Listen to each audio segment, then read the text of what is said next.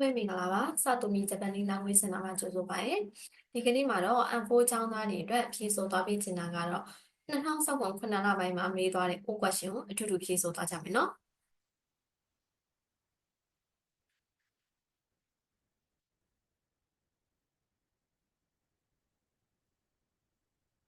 はい問題3が21番から25番に何を入れますかနံပါတ်21ကနေ25အတွင်းထဲကို何を入れますかဘာတွေကိုထည့်မလဲတဲ့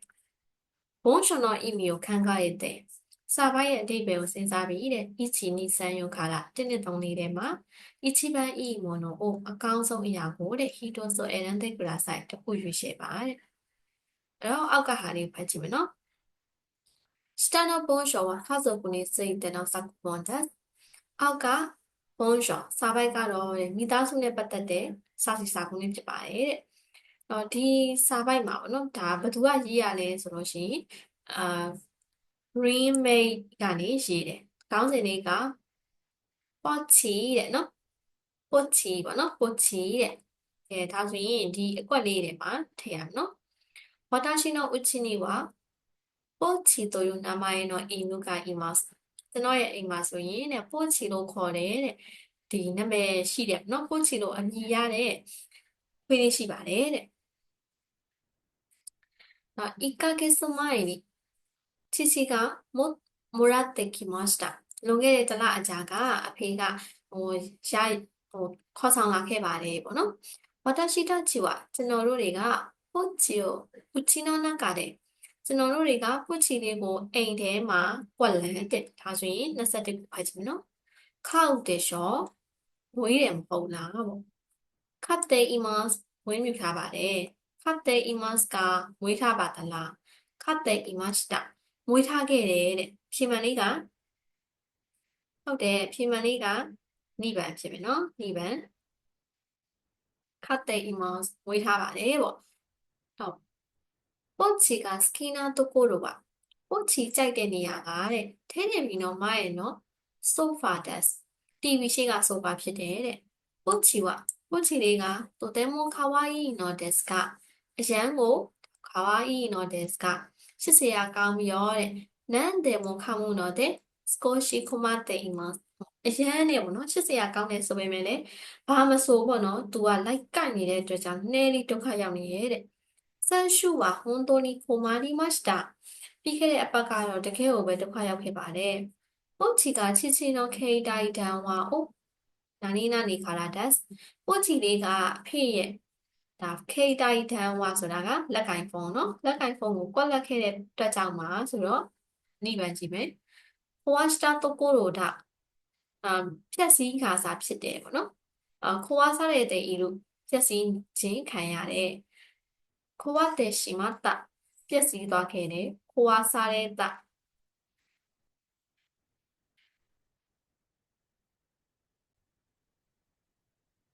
ဒီစိတ်ခံရတယ်ဆိုတော့ဖြေမှန်လေးကဘာဖြစ်မလဲဟုတ်တယ်ဖြေမှန်လေးကခိုဝါတဲ့ရှိမတာဖြက်စီးသွားခဲ့တာเนาะတော့ဖေရဲ့ဖုန်းကိုဖျက်ဆီးလိုက်တယ်ပေါ့ဝါတာရှိမှာဖြောတိုင်ကအီနိုင်တော့တယ်ကျွန်ုပ်ကတော့တဲ့မိသားစုတွေကပေါ့နော်ဒါဖြောတိုင်ဆိုတာသူ့ရဲ့မိသားစုမှာပေါင်နှမရေမရှိတဲ့အတွက်ကြောင့်တဲ့ဇွတ်တော်စာပြီးရှိခတ်တာတဲ့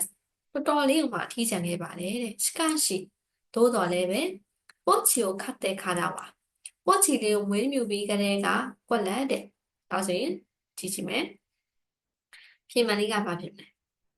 စာပြီးရှိခုနာရီမှာအထီးကျန်လာတဲ့စာပြီးရှိခုနာကိုနာရီမှာしたအထီးမကျန်လာတော့ဘူးစာပြီးရှိခုနာလို့ခမိုရှိတယ်မဆန်အထီးကျန်လာတာလားမသိစာပြီးရှိခုနာတာဆိုဒတ်အထီးကျန်လာတယ်လို့ကြားတယ်ဆိုတော့ဖြေမှန်ကဟုတ်တယ်正解は2番ですစာပြီးရှိခုနာကိုနာရီမှာしたအထီးမကျန်လာတော့ဘူးတဲ့私たちはကျွန်တော်တို့တွေကいつも一緒ですအမြဲတမ်းအတူတူပဲတဲ့ポチは私が家を出るときပို့ချီဆိုတဲ့ဒီခွေးလေးရအောင်နော်ကျွန်ုပ်ကတဲ့အပြင်ထွက်တဲ့အခါမှာအစ်စုမှုခံကံမတဲ့တက်တဲ့ခင်မှာအမြဲတမ်းတိုင်ဟိုစင်ဝင်အောင်ပေါ့နော်အိမ်အဝင်အဝဖက်နှက်ရွှတ်တဲ့နေရာအထိတဲ့ထွက်လာတယ်တဲ့ကွက်လက်ပေါ့နော်ဒါကဘာလာမလဲမသိသေး元気がないときはဒါမကျန်းမာတဲ့အခါမှာဆိုဖာနိခိတက်ကိုရဲမှာအနားကိုလာပြီးပါတယ်တဲ့ဒါဆိုရင်ဘာဖြစ်လဲဆိုရနိဒါအပြင်ထားတွဲပါဥပမာအဖြစ်ဒါခါရသဘောကြောင့်ဆိုရနာဒါဆိုရင်ဆိုတော့ဆိုရနိဖြစ်မှာပေါ့နော်ဒါအပြင်ဖြစ်မယ်ကိုချီလေးကအိမ်ဝင်ကဖက်နှက်ရွှတ်တဲ့နေရာထိလာပြီးတယ်ဒါအပြင်မကျန်းမာတဲ့အခါမှာလည်းပဲအနားလာပြီးတယ်ကိုချီကွက်လက်တဲ့ဝါတာရှိတာချီနော်တိုင်းဆက်စနာခါဆိုကိုနော်အချီနေဒက်ကိုချီလေးကတဲ့ကျွန်တော်တို့မိသားစုရဲ့ပေါ့နော်အရေးကြီးတဲ့လူတစ်ယောက်ဖြစ်ပါတယ်တဦးဖြစ်ပါတယ်ဆိုတော့အဖေမလေးကဟုတ်တယ်ဝါဖြစ်မယ်နော်ကိုချီဝကိုချီလေးကတော့ကိုချီဒီဖြစ်မယ်ဒီရအောင်နော်ဟိုင်းဒါဆိုရင်ရိုကိုင်လို့ခေါ်တဲ့ reading ကိုစပ်ပတ်မယ်နော်reading မှာ一起版ကြည့်ကြည့်အောင်26番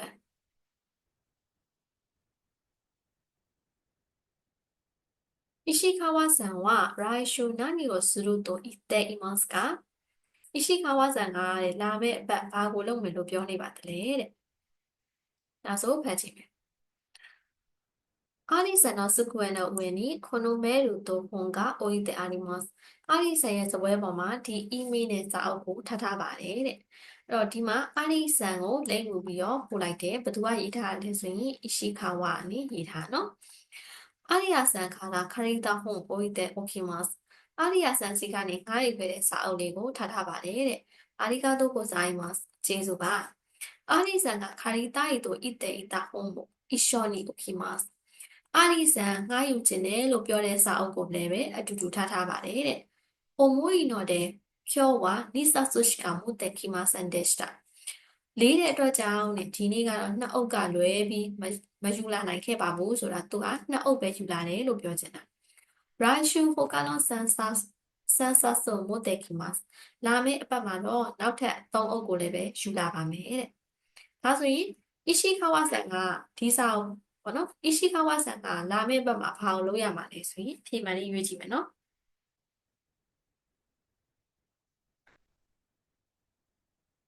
ဟုတ်တယ်ဖြေမှန်ကရုံးမှန်ဖြစ်မယ်နော်အာရိယဆန်ဒီဟွန်ဆန်ဆာဆိုခါရှိမတ်အာရိယဆန်အားစာအုပ်ကို3အုပ်ငှားပေးမယ်နော်အဖြေမှန်လေးကဒီနားမှာပါသွားပြီအရှိခဝဆန်ကလာမယ့်ဘက်ဘာကိုယူလာခဲ့မှာလဲဘာကိုလုပ်မယ်လို့ပြောတယ်လဲဆိုရင်လာမယ့်အပတ်မှာစာအုပ်3အုပ်ကိုယူလာမယ်はいဒါဆိုရင်27番ဆက်ဖတ်ပါမယ်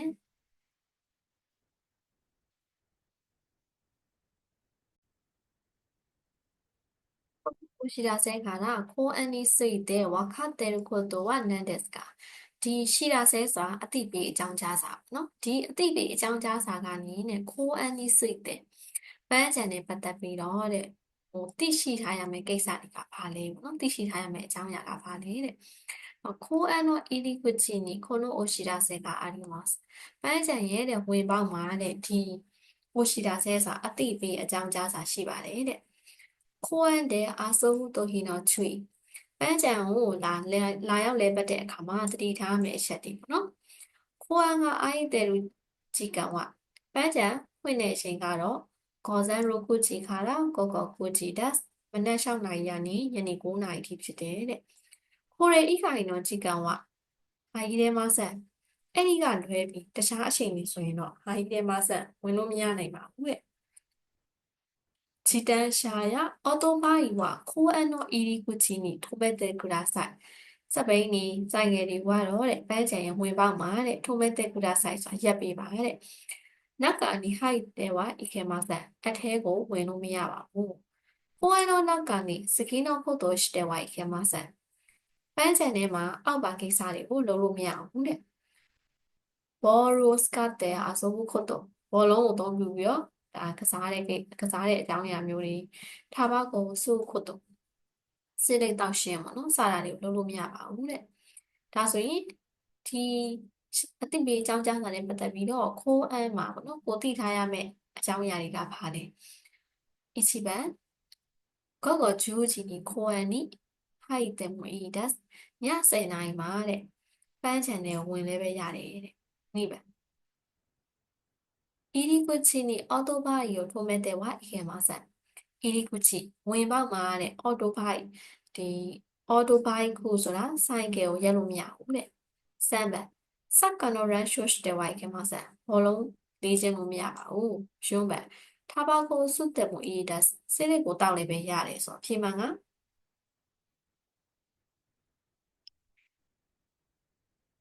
ဖြေမှန်လေးက3番ဖြစ်မယ်နော်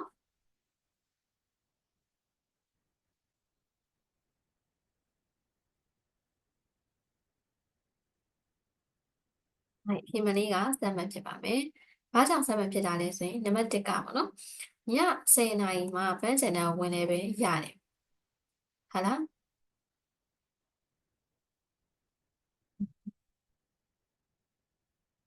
ည10နာရီမှာဂုတ်ကောဂျူးကြီးမှာပန်းချန်တန်းကိုဝင်လည်းပဲရတယ်သူဒီမှာပြောထားတယ်လေ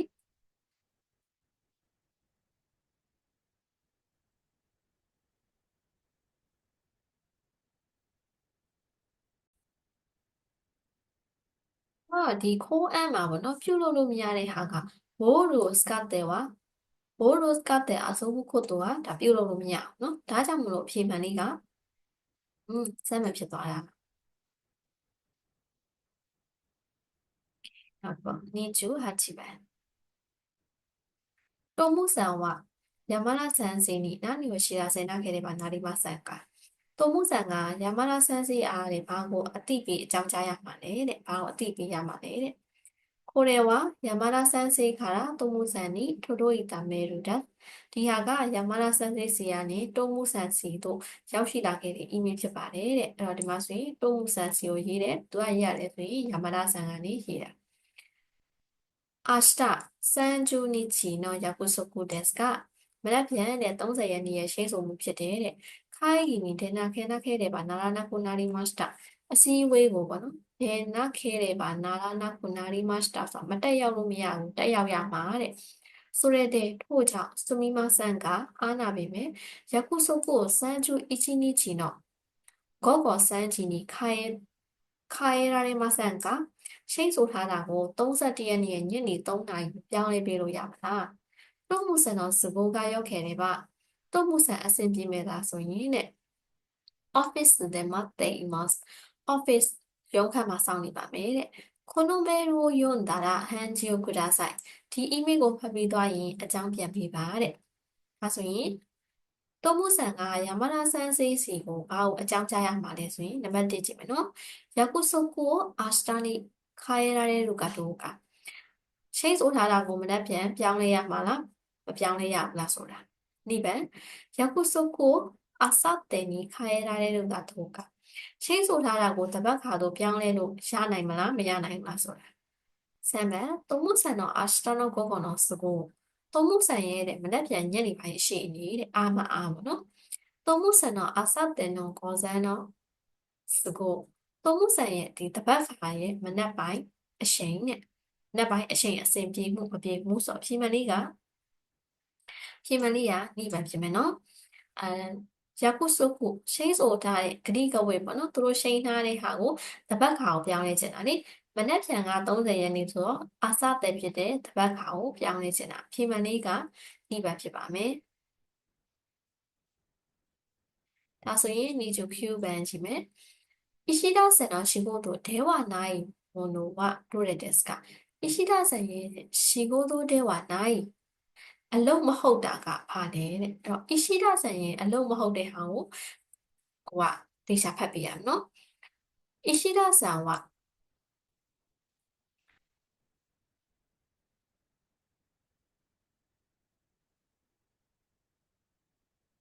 川下図書館で働いています。石田さんがတဲ့川下図書館စာကြည့်တိုင်းမှာတဲ့အလုပ်လုပ်နေတယ်တဲ့။ဟောဒီစိတ်တင်တော်စိုးတန်းဥခဲ့တာလေ။စာအုပ်နဲ့ပတ်သက်တဲ့ဆွေးနွေးမှုတွေကိုရရှိတာတို့ဒုက္ခနီဒုနိုဟွန်အိုကုနောကဤကဘယ်နေရာမှာဘလို့စာအုပ်ကိုထားရမလဲဆိုတာတဲ့ခန့်ခါရဲ့တာတိရှိမှာဟိုတွေးတော့ရပါတယ်တဲ့ဆိုတဲ့ခါကဒါအပြင်図書館のシェーモニ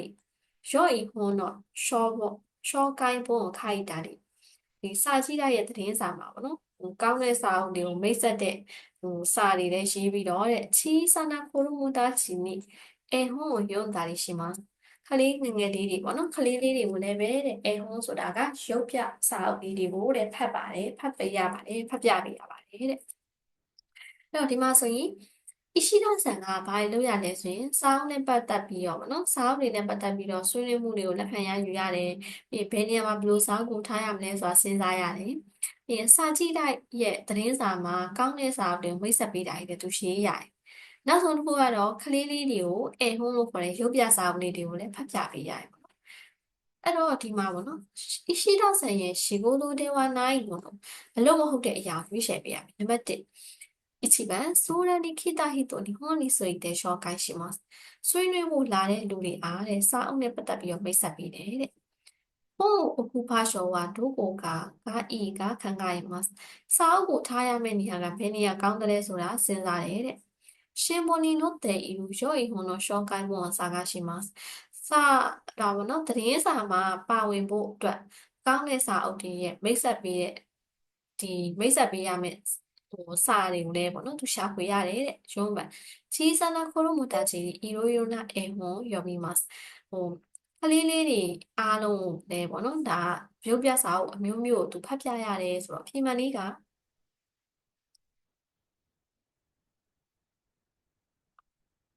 ပြင်မှန်လေးကစမ်းမှန်ဖြစ်မယ်နော်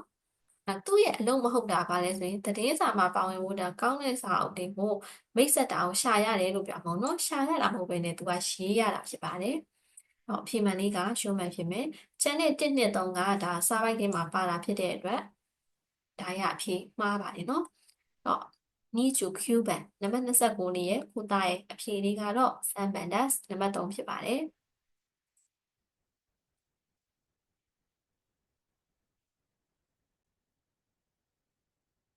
Cuban どんなホテルに泊まりましたかဘလို့ဟိုတယ်မှာတည်းခဲ့တယ်လေတဲ့အဲ့တော့အဲ့နေရာလေးသွားပါမယ်今年の夏、私は家族で山の中にあるホテルに泊まりました。ဒီလာတဲ့ပေါ့နော်ຫນွေဥရຫນွေရာသီတဲ့ဒီလာတဲ့ဒီနှစ်ရဲ့ပေါ့နော်ဒီ今年の夏ဆိုတာဒီနှစ်ရဲ့ຫນွေရာသီမှာတဲ့私は家族でကျွန်ုပ်ကမိသားစုဖြင့်တဲ့山の中にあるホテルに泊まりました。တောင်မှာရှိတယ်ပေါ့နော်တောင်မှာရှိတယ်တဲ့ဟိုတယ်မှာတက်ခဲ့တယ်တဲ့駅からホテルの近くのバス停までဘူတာကနေဟိုတယ်ဘေးနားကဒါဘတ်စတေးဆိုတာဘတ်စကားမှတ်တာအထိတဲ့ဘတ်စုတဲ့ဘတ်စကားဖြင့်ညီကြီးကန်ဤကျော်ကခါရီမတ်တာ2နာရီနဲ့အထက်ဟိုခါခါရီမတ်တာဆိုတာအချိန်ကြာခဲ့ပါတယ်တဲ့ဘတ်စုတေးခါတာဟိုတယ်မှာတဲ့ကွာဒီဘတ်စကားမှတ်တာရနေဟိုတယ်အထိကတော့細い道を30分近く歩きました。လမ်းကျဉ်းကျဉ်းလေးကိုပေါ့နော်မိနစ်30နီးပါးလောက်သူတို့ကလမ်းလျှောက်ခဲ့တယ်တဲ့ဟိုတယ်ကချီစခုတဲ့ဘလူခတာတက်စကဟိုတယ်ကသေးပြီးတော့ရှေးကြတယ်ဆိုပေမဲ့နောက်ကောင်ကတိုတဲမွန်ခီတဲ့တက်စတာအထက်ကအရန်လာပါခဲ့ပါတယ်တဲ့ဟိုတယ်တူနီစကုတိုဟိုတယ်ကိုရောက်တဲ့အခါမှာမုစကိုကသားကတဲ့ထဲတယ်ဘီကမီတိုင်း TV ကြည့်ချင်တဲ့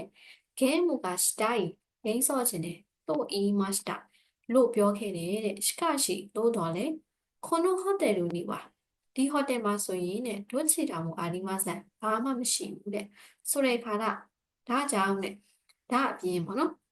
冷蔵庫もエアコンもありません。ရေခဲတစ်တာရောအဲကွန်မရှိဘူးတဲ့။このホテルはဒီဟိုတယ်ကဘန်းလီထဲမှာအာဒီမဆန်ဒက်တာကအဆင်ပြေတာတော့မဟုတ်ခဲ့ဘူးဆိုပေမဲ့အဆင်ပြေခဲ့တယ်လို့တော့မဟုတ်ဘူးဆိုပေမဲ့တဲ့။ယာမယာမီဇူမီတဲ့ဒီယာမဆိုတာတောင်နေမီဇူမီဆိုတာကอืม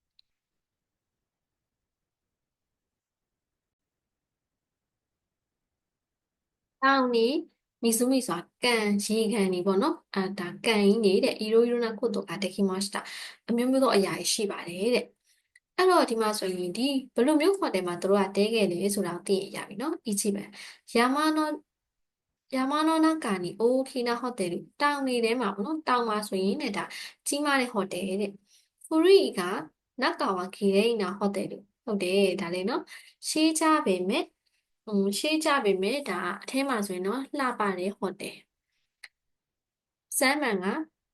တဲတယ်ပြီးတော့ခဲမှုတို့ကိုဒါပျော်ပျော်ရွှင်ရွှင်နဲ့ဆော့နိုင်တဲ့ဟိုတယ်ဆိုတော့မှားတယ်နော်ဒါရင်မဆော့နိုင်ဘူးရွံ့ပန်အီရိုယူနာမူနိုကအာတဲဘန်နီနာဟိုတယ်တို့မျိုးမျိုးသောအရာရှိပြီးတော့အဆင်ပြေရဲ့ဟိုတယ်အဲ့လိုလည်းမပြောထားပါဘူးနော်စန်ချူအီချီပန်အခီခါလာဟိုတယ်တို့မှာတဲ့ဒိုးရတဲ့အခီမစတာကဘူတာကနေနဲ့ဟိုတယ်အထိပေါ့နော်ဘလို့သွားခဲ့တယ်လေအဲ့တော့ခုနကဖတ်တယ်တွေမှာပါတယ်နော်ဘူတာကနေဟိုတယ်အထိဘတ်ကားနဲ့သွားတယ်ဘတ်ကား2 နာရီကြာတယ်ပြီးအဲ့ဒီဘတ်ကားမှတ်တိုင်ကနေပြီးတော့လမ်းချင်းချင်းလေးတွေကနေမိနစ်30လောက်လမ်းလျှောက်တယ်ဒါရအောင်နော်ဒါကိုကောင်းလေးမှာထည့်ထားပြီးတော့စက်ဖတ်ပါမယ်ဒါဆိုရင်ဒီအဖြေလေးတွေကိုဖြေကြည့်အောင်နံပါတ်31ကဘာဖြစ်မလဲ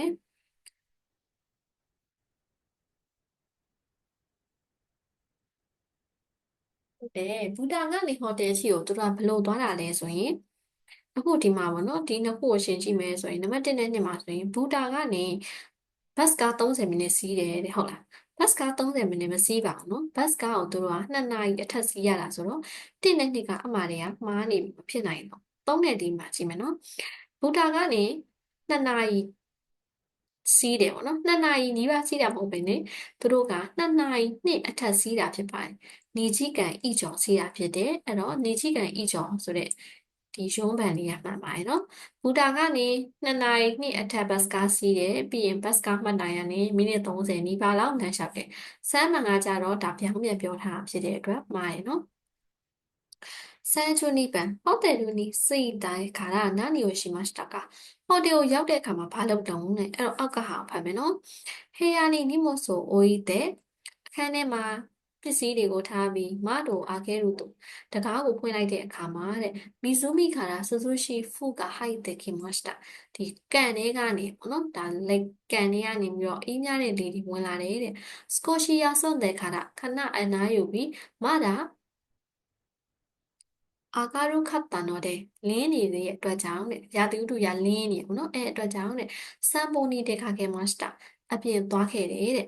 ဟိုလမ်းလျှောက်ထွက်ခဲ့တယ်ပေါ့နော်ခုခီကအဝေးရှိခုတဲ့လေတွေကလည်းလက်ဆက်ပြီးတော့တဲ့ခက်ခီမိုဥစကရှိခတ်တာဒက်ရှုခင်းရလည်းပဲလှပခဲ့ပါတယ်ရော့လူကညမှာဆိုရင်တော့ဟိုရှိကတိုတဲမိုခီတဲ့တက်စတာကျယ်ဒီကရမ်းလှပခဲ့တယ်တဲ့ဟိုတယ်လူနေဤတို့အိုင်ဒါဝ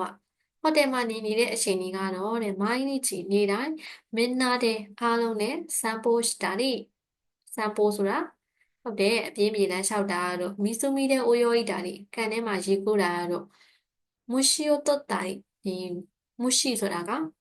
မူရှိပေါ့နော်ပိုးမွားအင်းဆက်ကောင်လေးတွေပေါ့အဲ့လိုအကောင်လေးတွေကိုလိုက်ဖမ်းလိုက်တဲ့ဟီရိုနဲ့ကိုစတာရီဆိုတာနေကင်းနေတဲ့အိတ်လိုက်ရှိမစတာပြုလုပ်ခဲ့တယ်တဲ့ဒါဆိုရင်သူတို့ကဟိုတယ်ကိုရောက်တဲ့အခါမှာဘာလို့လုပ်ခဲ့လဲဆိုတော့နံပါတ်1ဖတ်မယ်နော်一番部屋に行かないですぐに湖に行きました。အခန်းထဲမသွားပဲတဲ့ဆက်ရှင်ကန်ရေကန်ကိုသွားတယ်တဲ့ဟုတ်လားမဟုတ်ဘူးနော်မှားပါတယ်2番部屋にいて夜までずっと休みました。အခန်းထဲသွားပြီးညအထိတောက်လျှောက်အိပ်ခဲ့တယ်မအိပ်ပါဘူးနော်3番部屋でテレビを見てから星を見に外へ出ました。အခန်းထဲမှာ TV ကြည့်ပြီးတဲ့ကျဲတွေကိုပေါ့နော်ကြည့်ဖို့အတွက်ပြုတ်ထွက်တယ်ဆိုတော့သူတို့အမှ TV ကြည့်လို့မရအောင်နော်အဲ့တော့ဆမ်မန်ကငားတယ်ဂျွန်းဘန်ဟေယာဒက်စကိုရှိယာဆွန်တဲ့ခါကဆမ်ပိုနီခီမစတာအခန်းထဲမှာခဏအနားယူပြီးတော့ဆမ်ပိုအပြင်းပြေလိုက်ရှာဖို့အတွက်သူတို့သွားတယ်ဆိုတော့အဖြစ်မှန်လေးကဂျွန်းဘန်ဖြစ်မယ်စန်ဂျူးဆန်ဘန်နံပါတ်33နော်ခေါနာဆေခါဆုတိုအာရီမတ်စကဒေါနာဆေခါဆုတက်စကဒီလိုမျိုးနေထိုင်မှုဘဝလို့ပါတယ်တဲ့ဘယ်လိုမျိုးနေထိုင်မှုဘဝလဲတဲ့ကဲဖတ်ကြည့်ပါမယ်ဟိုတယ်လူနေကဟိုတယ်မှာဆိုရင်一週間いましたတပတ်ကြာနေခဲ့တယ်私たちはကျွန်ုပ်တို့တွေကတဲ့楽しかったねこんな生活もたまにはいいねဒီလိုမျိုးနေထိုင်မှုဘဝလေးပေါ့နော်ပြောစရာကောင်းလိုက်တာဒီလိုမျိုးနေထိုင်မှုဘဝလေးကတစ်ခါတည်းမှာတော့ကောင်းနေနော်ဆိုပြီးတော့အာနာရှိနာကစကားပြောရင်လည်းအီယေနီခိုင်ရီမစတာအိမ်ကိုပြန်ခဲ့တယ်တဲ့ဘလို့နေထိုင်မှုဘဝလဲဆိုရင်一番山で遊んだり昼寝をしたりする生活တောင်မှာဒါလေသူတို့အဲ့သွားတဲ့တောင်မှာပေါ့နော်လေဘက်ကစားလိုက် နော်လဲပတ်တာတို့ကစားတာတို့လုပ်ပြီးတော့နေ့ခင်းနေ့လည်းအိတ်ခဲစိတ်ခါဆိုစာနေဟာဘူးပေါ့နိဗ္ဗာန်ゲームをしたり虫を取ったりする生活ဂိမ်းကစားလိုက်ပုံမလေးတွေကိုဖန်လိုက်ပြုလုပ်တဲ့နေထိုင်မှုပေါ့စံပန်စံပိုしたりテレビを見たりする生活စံပိုအပြင်းပြေလမ်းလျှောက်တာတို့ TV ကြည့်တာတို့လုပ်တဲ့နေထိုင်မှုပေါ့ဂျွန်းပန်美味しいものを食べて何もしない生活ရတာရှိတဲ့အစားအစာတွေကိုစားပြီးတော့ဘာမှမလုပ်တဲ့နေထိုင်မှုဘဝဆိုတော့အဖြစ်မှန်ကအဖြစ်မှန်လေးက1ပဲဖြစ်ပါမယ်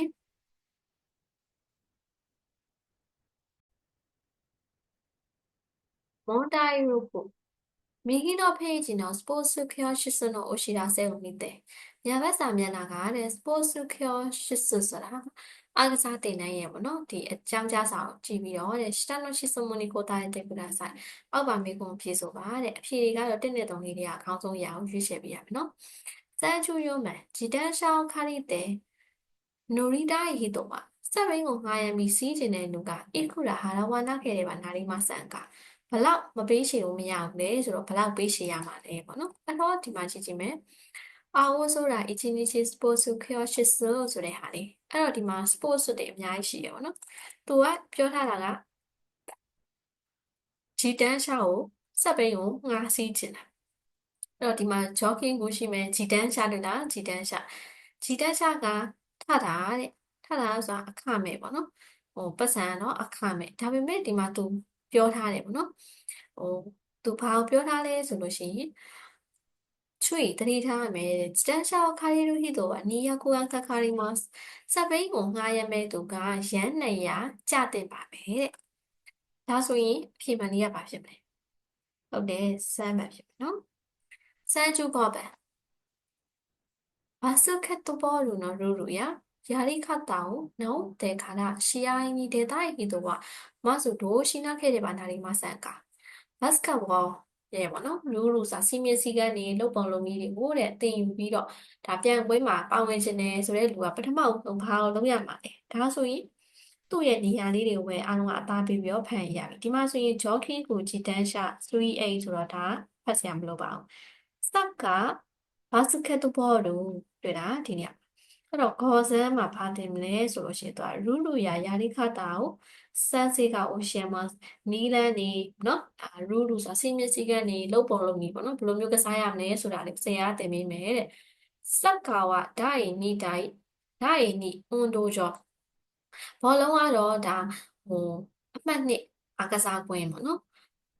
バスケットボールは体育館にバスケボールは体育館ဆိုတာကကိုဒါအားကစားရုံကိုတဲ့ဂျူးကြီးမတဲ့နေခိတဲ့ください10နာရီပါလာပြီးမှလို့ပြောထားတယ်နော်10နာရီမှလာပြီးပါလို့ပြောထားတဲ့အတွက်စမ်းကျုပ်ကပန်ရဲ့အဖြေလေးကနိဗ္ဗာန်ဖြစ်မယ်10နာရီမှတိုက်အီကုကန်ကိုတွားပေးရမယ်